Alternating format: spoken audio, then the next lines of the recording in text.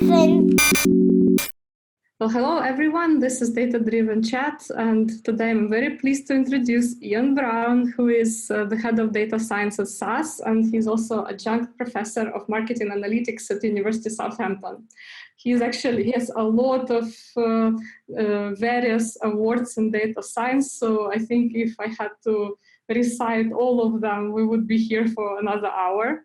But I'm very, very pleased to have Iain here. Hi, Iain. Thank you, Ghana. Hi, it's a pleasure to be joined with you today.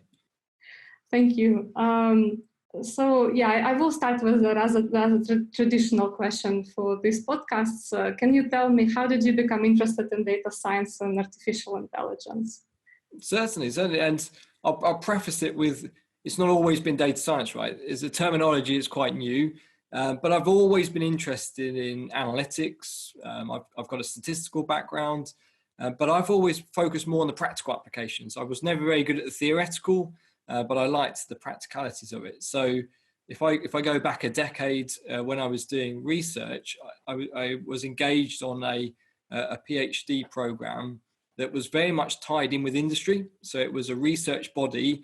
It was funded by the EPSRC, so the Engineering and Physical Sciences Research Council, to look at analytical applications in the banking sector. And what drew me to that was the practical nature of how that impacts all of us, how data is important to everybody's working day, and how it impacts us as consumers, but also how those models that were being looked at and developed could make better decisions for the organizations that we were working with. So although we didn't call it data science back then, it was very much a data science type approach. The algorithms that we were using would now be termed machine learning or AI. Back then, it was more, I guess, data mining or statistics. And that really drew me into that as a topic area. And I've been lucky enough to then work for a few organizations where I've had the chance to then utilize those skills. And more recently, in the organization I work for at SAS, we are heavily invested in artificial intelligence. And we work across a very broad field of applications, be it through machine learning to natural language processing, into computer vision, and also things like natural language generation as well. And that's really kept my interest and enabled me to apply lots of different types of capabilities to solve very challenging and very novel, in some cases, business problems. So it's a little bit, I just want to go a little bit into detail. Sure. On that, and because a lot of people who will be listening to this are either kind of aspiring to a career in data science or thinking about it. So you mentioned that you have a statistical background, and but you're also very interested in a wide variety of practical problems. Yes. So I know that's a little bit chicken and egg, but do you think it's more of your kind of background in statistics that play the major role, or is it the interest in solving the practical problems? So it's an interesting point, Ghana, because that gets raised a lot. What skills do you need to be a good data scientist? And it is a mix. There isn't, I wouldn't say there's one best skill. In fact, the team that I now head up at SAS, we have a mixture of skills from engineering to computer science to math stats, operational research. The list goes on in terms of the kind of backgrounds that some of the members of the team have. I wouldn't say there is a best. I think everybody brings different skill sets. I think having an inquisitive mind and wanting to find information and being kind of curious, maybe is a good word to say, is really what drives someone's behavior. And I can't say that I know everything about AI, and I don't think anyone else would say that. It's an evolving field, but you have to be keen to learn, and you have to be keen to constantly be keeping up to date with the latest trends, the latest research. And so that goes hand in hand. It's not I couldn't go back to one of my degrees and go, that's helped me and I didn't need anything else. That was the foundation maybe, but I've had to build on that over the years. And as I said, a lot of things have changed in the last 10 years dramatically with the increase of compute power. That's dramatically increased the capabilities and the problems that we can now solve. The types of data, the volume of data, the variety of data has meant that things that we've never even thought about 10 years ago are now feasible. So you need to be constantly evolving yourself and evolving your own knowledge to keep up to date with the latest things that are happening.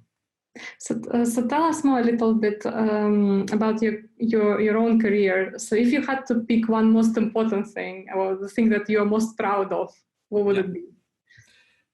Well, I mean, without going all the way back to my academic background, I think just doing, as yourself, doing research background, achieving a PhD, that was hard work. I don't think I'll ever go back to kind of a degree now that I've done that. But I would say actually, up until 2 or 3 years ago, it has been very self-centered as a data scientist. It was always about the projects that I was working on and maybe the coolest capabilities that I was delivering to organizations. But I moved into more of a leadership role a couple of years ago. And actually now I'm much more proud of my team and what they're able to do and their development and seeing others succeed.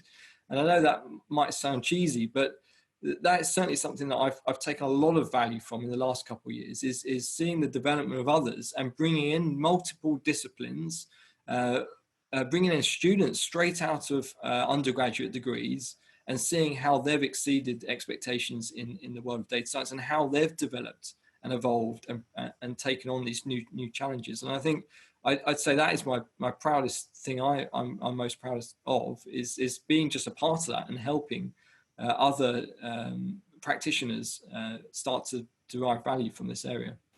Well, it's awesome that you mentioned the leadership, kind of this leadership skills, because I think this is a lot of times when we talk about data science, we miss that part. But the important part is actually translating problems from the real world into coding and then also inspiring others. I think that's awesome. So thank you very much.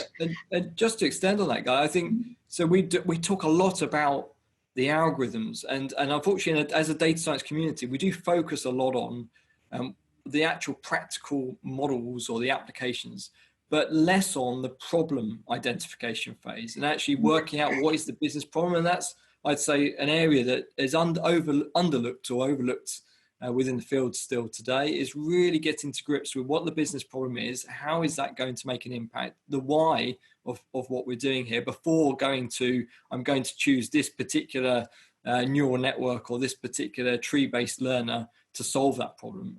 So yeah, I think there's a bit of that still today.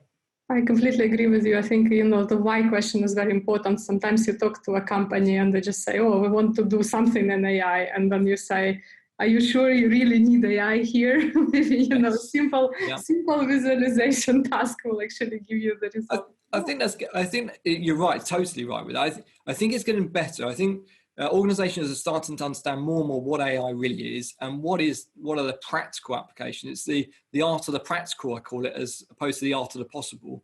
And we are moving further down that line. But you still get the questions, we just want to do AI. And it may come from the board level, it may come from senior directors within an organization, but you need to really get to grips with, okay, so why? So what is it going to do? What are the business problems and challenges you have today? And how can these approaches, how can the data actually come and help you solve that? So tell us, what are you currently working on? What keeps you awake at night? What are you particularly excited about? I appreciate that you might not be able to share some of the details, but maybe kind of in a more general form. Certainly. I can't give all of the information in terms of projects, but there's quite a lot. I mean, just on the whole application side, I think one of the biggest challenges we've seen in all sectors is around the explainability and the transparency of modeling methodologies and when they're being applied to business. And what I've been engaged on more recently is doing exactly that. So building explainable mechanisms, frameworks for organizations to justify why they're making these decisions. And actually there's a piece of research that we're collaborating on with Edinburgh University and a large mortgage provider in the UK around explainable AI for risk. Mm-hmm. So one of the big pieces of work we've engaged on recently is how do you make better risk-based decisions that are less biased, but at the same time using different approaches to what traditionally has always been quite simplistic, I would say, in terms of the methods used. And the methods that have always been used are regression based. So they have linear assumptions, normality assumptions that are not necessarily true to the data that organizations now have and want to use for this. So a lot of time and effort has gone into that. And again, it's been a great bit of work. We've been partnered with with both academia and industry to do that. And there is research that we're about to release on it. But I think looking at explainable AI is certainly something that keeps me interested and also awake to a certain point, because organizations really need to prove why they're doing things. It's the decision, it's not the model, it's the decision they're making, and can they justify that decision. One other thing that I would say is a bit of a challenge there, and it's a bit of a concern, is the number of models that are actually going out and being deployed. This is still a big problem across all sectors. I think Gartner, if you look at some of the external agencies, Gartner recently said that only 60% of models never make it out of the lab. And I'd actually say that's maybe an overestimate in some cases. We see a lot of development, but we don't see a lot of productionalization, if that even is the word, or operationalizing these models. Mm-hmm. And that's purely down to the complexity. And we do find a lot of cottage industries of data science communities building up functionality. They want to then get it deployed, but then IT just don't know what to do with it, or there's no way to hook it into systems that may be 20, 30, 40 years old in some organizations. So that is another thing around model ops or operationalization of models that I still see is a bit of an issue across most organizations today, and something that we as an organization are trying to help do better at across those organizations. So as someone who works in data science, and a lot of people who will be listening, like I said, they will be aspiring data scientists, can you give some tips to people on where to start? So if they wanted to get into the field, what do they do? Yeah, as I kind of alluded to, there's no one way, certainly, and I wouldn't say anyone should be put off unless they're interested in this as a topic. It's certainly multidisciplinary.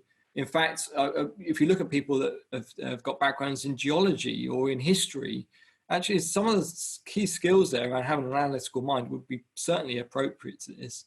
I think my advice would be you focus on what you're passionate about, what you're really interested in, and actually try and get as much experience around a business topic or an area as you can. And that's going to be hugely valuable to you extending your career further. It's not necessarily about doing all of the online courses you can get, and there are many out there. It's more around getting some experience, any experience within an area, understand that business problem really well, and then start to think, okay, how can data and how can machine learning algorithms support answering that problem? And I think if I was to say anything, if people focus on their passions first, and then start to add knowledge around the data science capabilities second, you're more likely to both get enjoyment out of this as a career and also be seen as a success.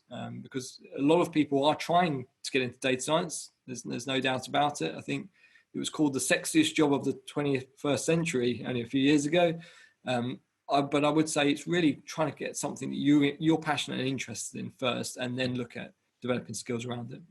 Yeah, exactly. And just to add to what you said, I guess it's important to remember that there are so many people that can help you think this through in terms of, the programming bit.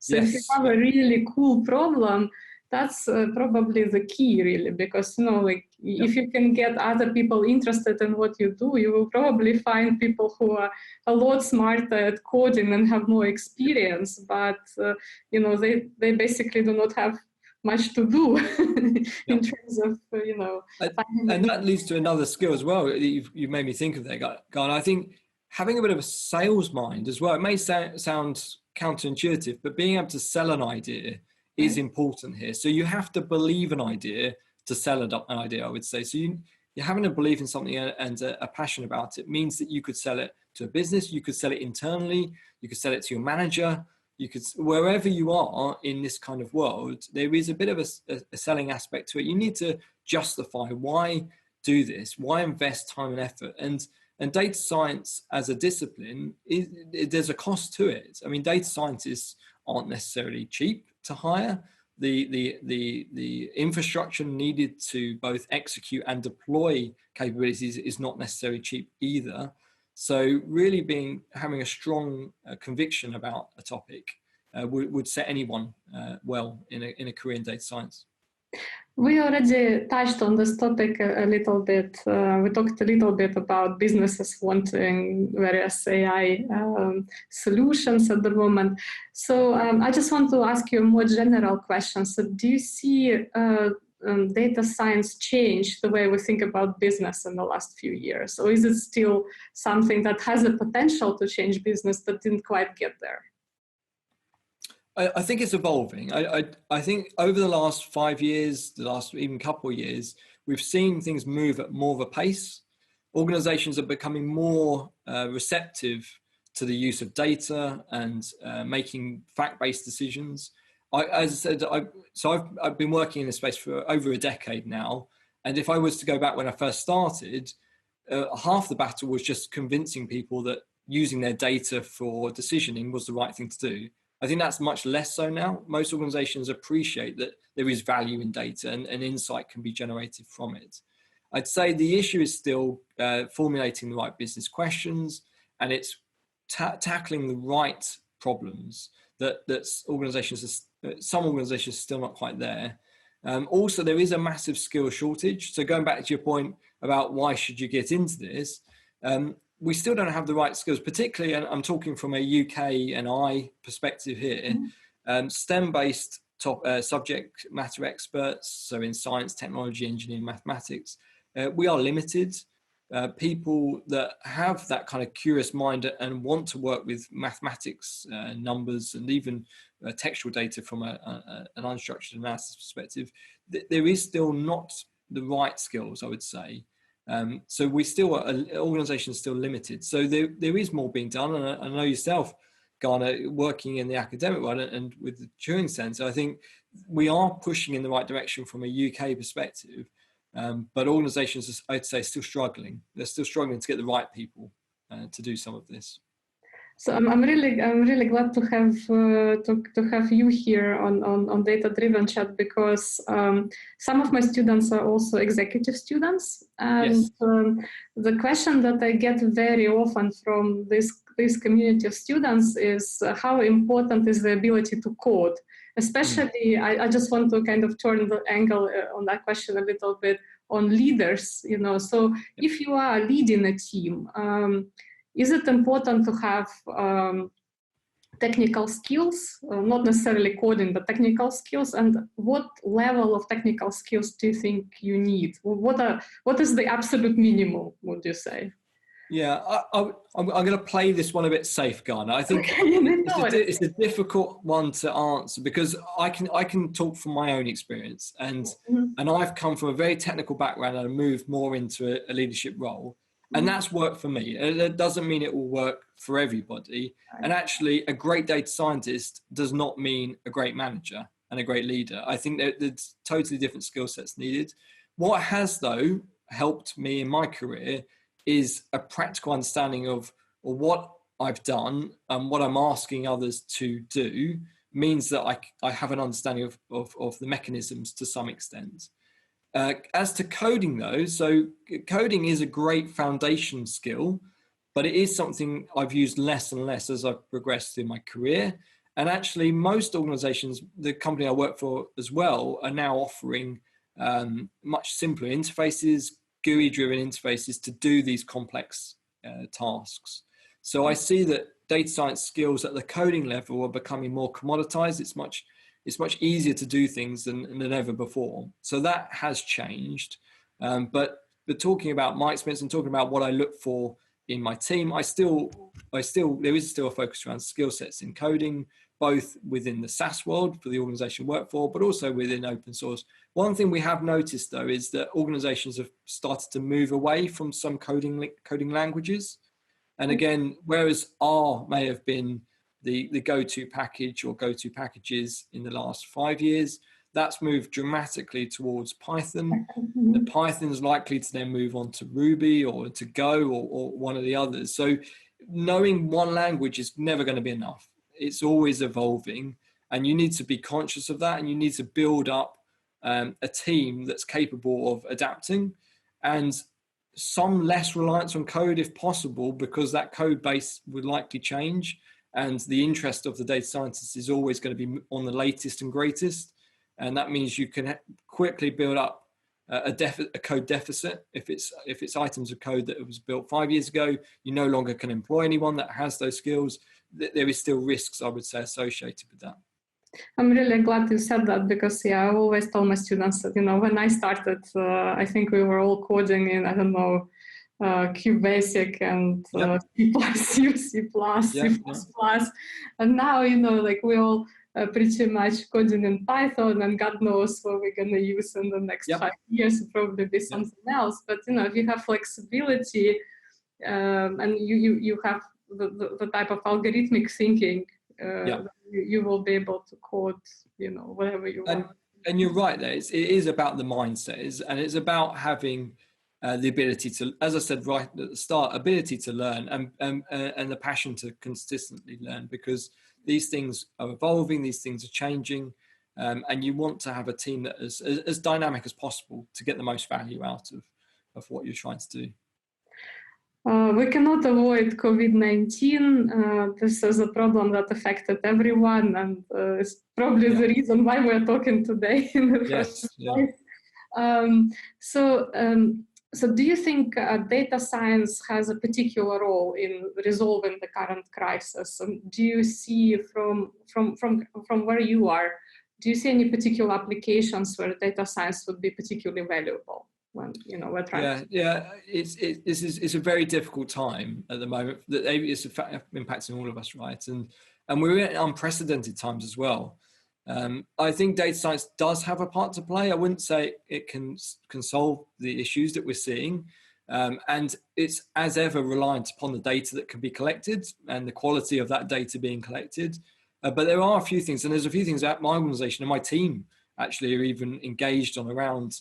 Things like contact traceability, so looking at social networks and where potential risks are, and where it may be an individual is spreading a contagious virus around.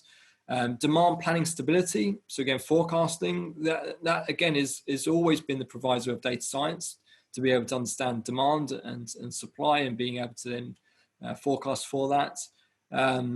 Medical resource optimization again is another area that we're engaged in at the moment. So making sure the right beds, the right respirators are in the right place at the right time.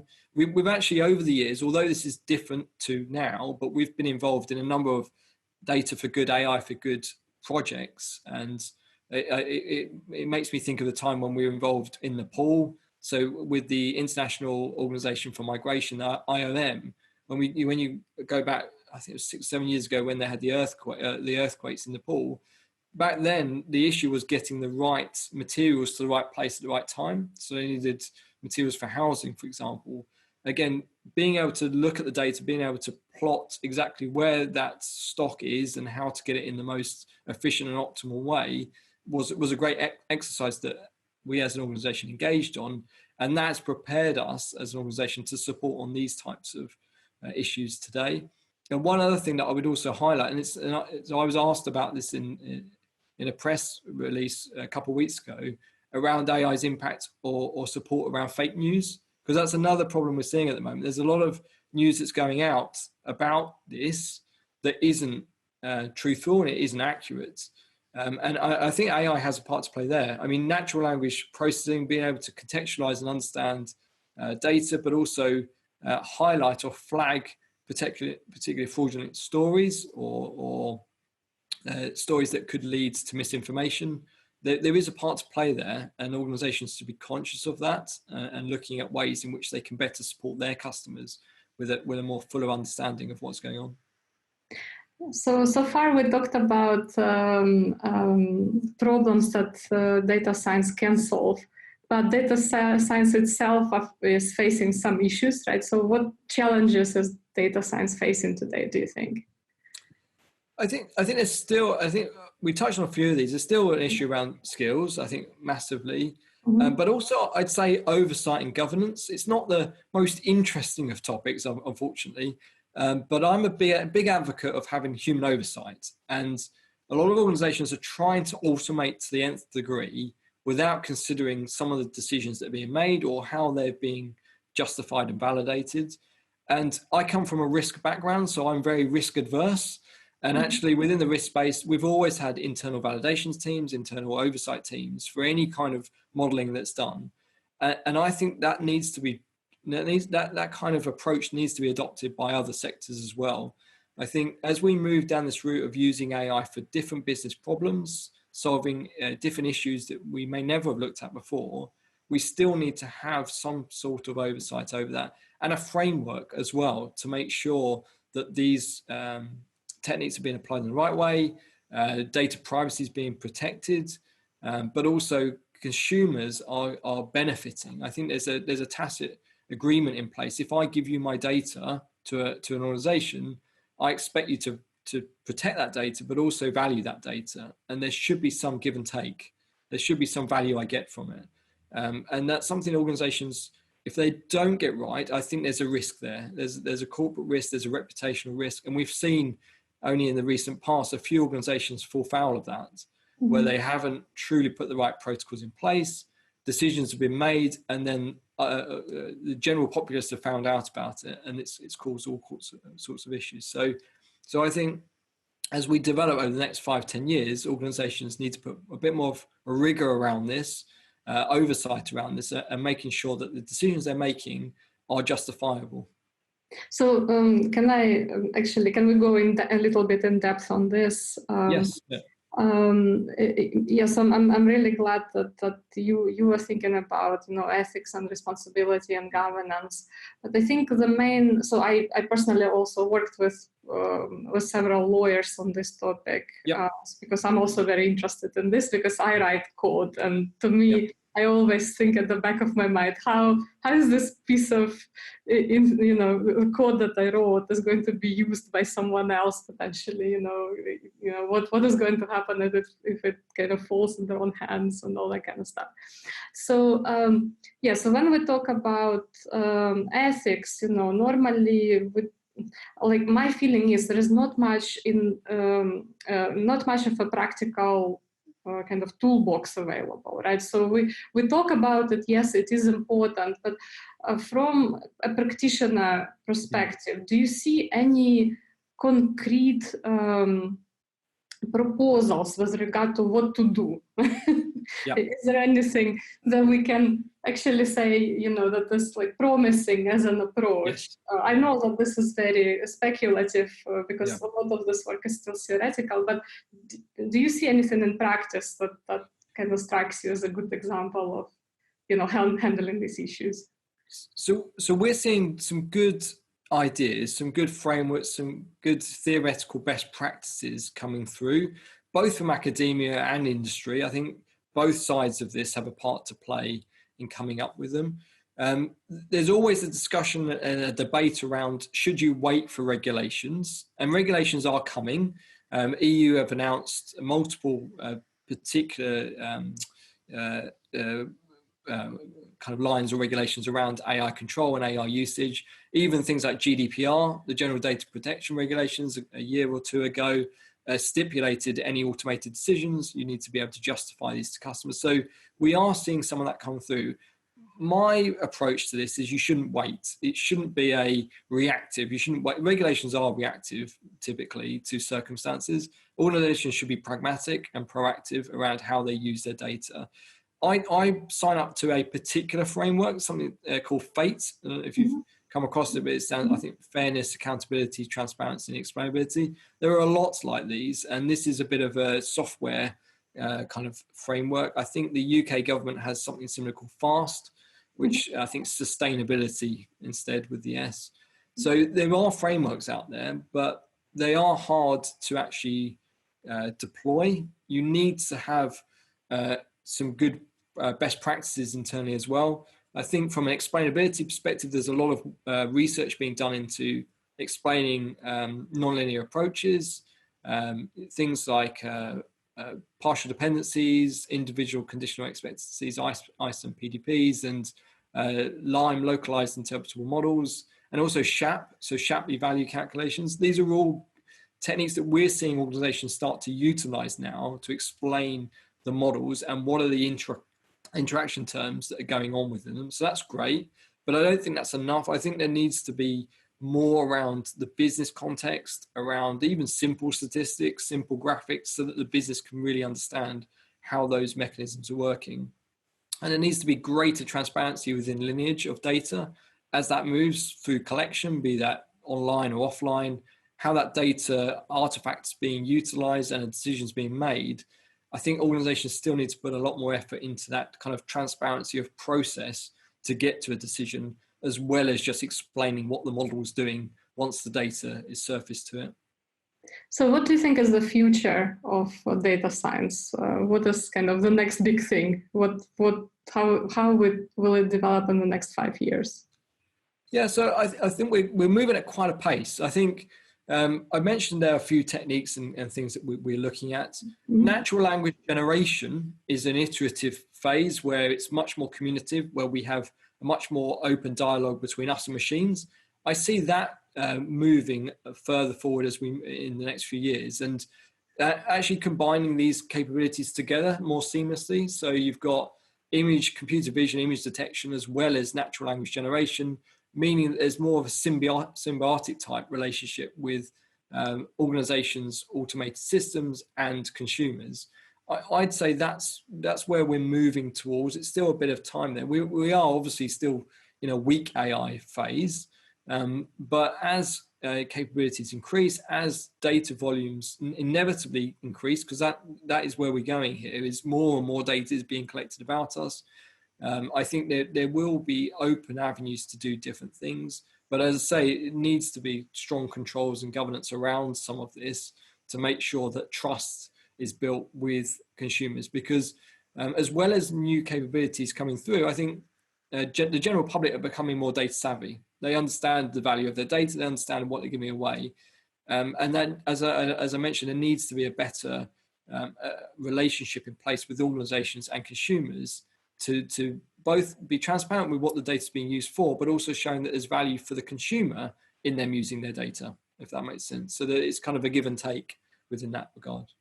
Yeah, I mean, there are a range of important issues that you touched on. We have two people at the Alan Turing Institute, Sylvie Delacroix and Neil Lawrence, and they work on this concept of data trusts, which is really interesting idea, very experimental, but very interesting in terms of kind of having personal data being managed by a trust. Right, and then so it's kind of a community type of organization, and certainly I would like to see something being done on kind of this consumer company relationship, and symbiotic symbiotic algorithms would be really fascinating to watch. Yeah. So I think that's good. It's good to hear that that's being looked at. The whole concept of who owns the data as well, and because who do you trust more? Do you trust the government? Do you trust your financial provider? Do you trust your telco provider? There needs to be a trust somewhere, and maybe there needs to be some sort of centralization of that, your information. I give my information to someone and they are the custodian of it. That, I mean, it's good to hear that that's being looked at, because I've had those discussions with organizations as well, that who becomes the arbitrator of this, who owns that data, is still something that needs to be decided upon, I would say. Very important problem. So here's basically a traditional question that I usually ask at the end, and a lot of people struggle with it, I have to say, but I do it anyway. So if I asked you to recommend just one book and one film, what would your recommendations be? you can only pick one of them. Yeah, there's both related to AI or not related to AI. But there's one book, Provost and Fawcett, Data Science for Business, was a book that I read maybe 5-6 years ago now, when I was starting to think more around the value generation phase. And that really helped me. And I do recommend that book to others, that it's a simple perspective of some of the analytical capabilities. It's not necessarily a technical text, but it does talk about the way of thinking and the way of problem identification, which is is good. So I'd certainly recommend, yeah, so Data Science for Business, I think it's called, is a book I'd recommend. On the film front, so you asked right at the start, when did I start to get into this? There's a few movies over the years that I've watched and probably have subconsciously impacted. Maybe on the AI side, Terminator even may have had an impact at some point. But 2001: A Space Odyssey, so Stanley Kubrick's kind of seminal work, that's something I watched very young. I remember my dad showing me that at a very young age. And I think my interest there was the evolution and how we as a human race have evolved and where we're going to, and the impact inevitably AI may have on it. I think when that must have been in the 60s, that film was made, and it predicted so much of what's actually happened today that I constantly go back to that as a movie. And I'm always amazed at how similar the world is around us as to how it's predicted. So yeah, that's one of my all-time favorites anyway, but also it does have a relevant angle here, I'd say, on the AI side as well. Yeah, exactly. So thank you for these wonderful suggestions, and I think anyone should watch Stanley Kubrick's movies, because from data science we know that his frame is always very, very symmetric. So he always looks for the perfect symmetry. So it's a great choice for any data scientist to watch. Yeah.